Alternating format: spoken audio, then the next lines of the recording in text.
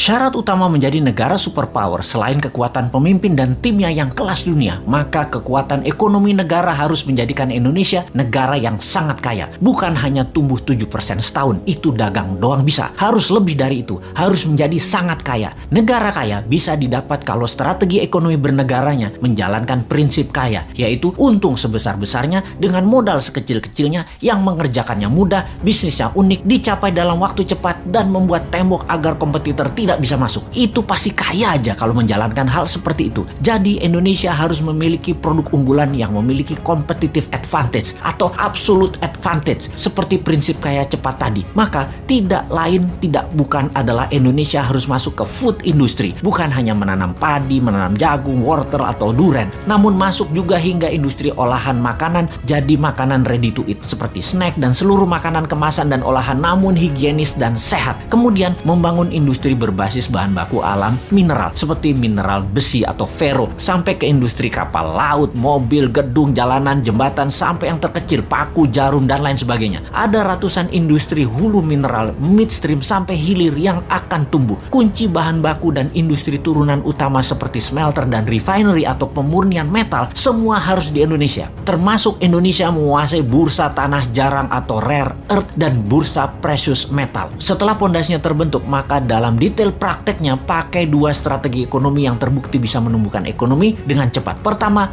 bottom up, dari bawah ke atas, di mana kita akan membuat UKM scale up dari 20 juta pengusaha kelas kecil saat ini, 50%-nya dalam waktu 10 tahun menjadi pengusaha kelas menengah, dan 50% kelas menengah tadi menjadi kelas besar dengan pinjaman 0% menggunakan printing money yang diutamakan adalah industri serta manufaktur. Yang kedua adalah trickle down, dari atas ke bawah, di mana kita akan membuat 1000 konglomerat baru. Program ini bernama Bossman Boys. Setiap provinsi akan diseleksi mereka yang nasionalis, sudah memiliki pengalaman bisnis minimum 10 tahun, sudah memiliki organisasi dan tim manajemen yang tangguh. Mereka rata-rata akan diberikan standby loan 5 triliun rupiah tanpa bunga yang harus dikembalikan dalam 7 tahun utuh. Seleksinya nasional berdasarkan prestasi, meritokrasi sistem. Yang terpenting karakternya adalah NKRI garis lurus, visioner, agresif, dan terukur. Oligarki mules nih kalau program ini dijalankan. Makanya jangan pilih Mardigu jadi presiden.